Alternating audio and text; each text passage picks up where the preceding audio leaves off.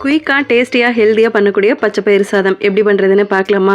இதுக்காக 3/4 டம்ளர் அளவுக்கு அரிசி எடுத்திருக்கேன். எந்த டம்ளரில் எடுக்கிறோமோ அதே டம்ளரில் 1/4 டம்ளர் அளவுக்கு பச்சை பயிறு எடுத்திருக்கேன். உங்களுக்கு அதிகமாக பிடிக்குன்னா இன்னும் கொஞ்சம் கூட சேர்த்துக்கோங்க. இப்போ இது ரெண்டுத்தையும் தண்ணி ஊற்றி நல்லா ஊற வச்சுக்கலாம். ஒரு 1/2 மணி நேரம் போல் ஊறட்டும். இப்போ குக்கரில் 2 டேபிள் ஸ்பூன் அளவுக்கு எண்ணெய், 1/2 டீஸ்பூன் அளவுக்கு நெய் சேர்த்துக்கோங்க. இது சூடானதுக்கப்புறமா 1/4 டீஸ்பூன் அளவுக்கு கடுகு, 1/4 டீஸ்பூன் அளவுக்கு ஜீரகம் சேர்த்துக்கலாம். இது ரெண்டும் நல்லா பொரிஞ்சதும் 10 பல் பூண்டை 1-2 இடிச்சிட்டு சேர்த்துக்கலாம். இது கூடவே 2 பெரிய வெங்காயம், ஒரு கொத்து அளவுக்கு கருவேப்பிலை, 2 மீடியம் சைஸ் அளவுக்கு தக்காளி இதெல்லாமே சேர்த்துட்டு நல்லா கலந்து விட்டுக்கோங்க. இப்போ இதில் 1/2 டீஸ்பூன் அளவுக்கு உப்பு, 1 டீஸ்பூன் அளவுக்கு மிளகாய்த்தூள், 1 டீஸ்பூன் மல்லித்தூள், 1/4 டீஸ்பூன் அளவுக்கு மஞ்சள் தூள், இதில் 1/4 டீஸ்பூன் அளவுக்கு பெருங்காயத்தூள் இதெல்லாமே சேர்த்துனதுக்கப்புறம் நல்லா கலந்து விட்டுக்கோங்க.